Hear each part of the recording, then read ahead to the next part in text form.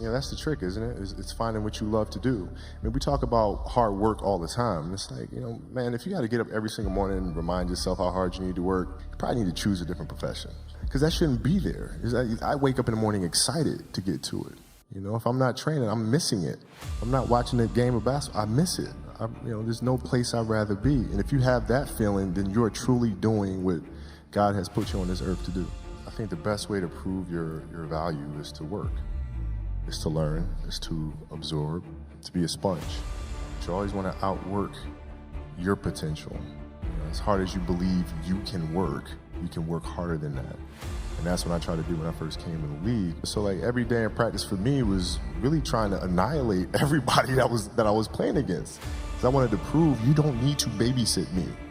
Like I'm fine, And so it's always that competitive nature, the work ethic, and curiosity. I would always ask questions and try to learn as much as I could. I just dream. Dreams they should be pure. I think a lot of times, when we're born into this world, we actually wind up going backwards. And it seems like the more we mature, the more responsible our dreams become. And the more governors we put on ourselves and our ability to dream and to reimagine. And it's always a fight for us parents and for you guys to make sure that your dreams always stay pure. And so it's not a matter of pushing beyond the limitations or expectations. It's really a matter of protecting your dreams, protecting your imagination. That's really the key. And when you do that, then the world just seems limitless. I always dreamed as a kid that, it was possible to score 80 or 90 or 100. I always just had a dream. Like sometimes you lay down in bed and you visualize things. That's at least how I would go to sleep. I'd lay down, I'd imagine playing for the Lakers, and I'd imagine what the uniforms look like. I'd imagine where we'd be playing, and the smell of the arena and all sorts of stuff. And I would see myself, getting hot, score 10 straight points. But in a dream, why would you ever interrupt that? Like, you're not going to have a dream and be like, okay, and then he misses his next 6. Like, it's not going to happen. So you just keep dreaming and dreaming and dreaming. And before I go to sleep, I'm like at 120 points, And so when you grow up, downloading that into your brain over and over and over. And then, that summer, I made 1,000 shots a day. 1,000. Right? That's on top of weight training and my conditioning. I made 1,000 shots, and they weren't just shots. It were shots that you saw in that game. There were specific shots. I mean, it was coming out of the corner, going to the pinch post, footwork in the post, coming off the screen. It was very specific.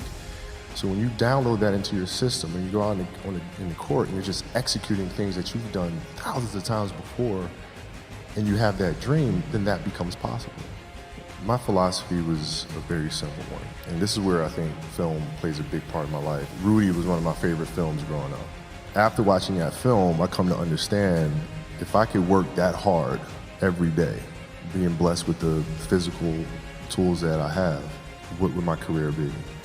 And I made a promise to myself from that day that I was going to work that hard every single day so that when I do retire, I have no regrets.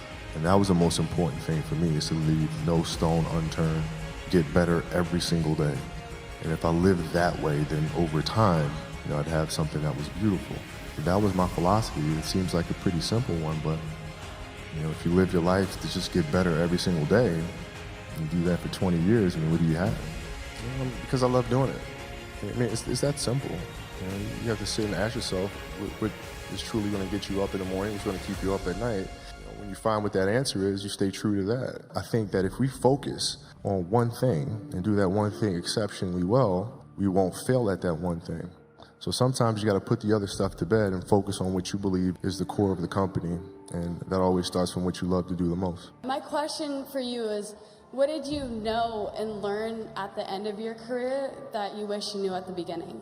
Understanding empathy and compassion. Because as a young kid, when I came in the league, it was like, I'm driving this way, and either you're going to be on the train or be on the track, right? There was no such thing as understanding that people have lives outside of the game, which apparently I did not. But if I understood that at an early age, then it helps me as a leader to communicate better. I came to understand that later, and getting to know people on a personal level. What are their fears? What are their insecurities? Right? What are their dreams and ambitions, desires, those sorts of things. When you come to understand that about a person, then you can help them reach the best version of themselves. So I wish I'd known that earlier. Players like Kevin Love and DeMar DeRozan are coming forward sharing their stories about mental health. What is your take on this, and why is it important that elite athletes join in on this universal conversation? Well, that's a great question. I think it's important for athletes to own what it is that they're going through. It's awareness, right? I think a lot of times we try to tell children, tell young athletes in particular, that if you have those thoughts and those feelings, that's weakness, that's bad, you shouldn't be feeling that, which then causes them to feel some type of way about themselves, right? They carry that around with them for the rest of their lives. And I think the most important thing is for us to be aware of what's going on in here. Not that it's bad, good, or indifferent, but it's awareness.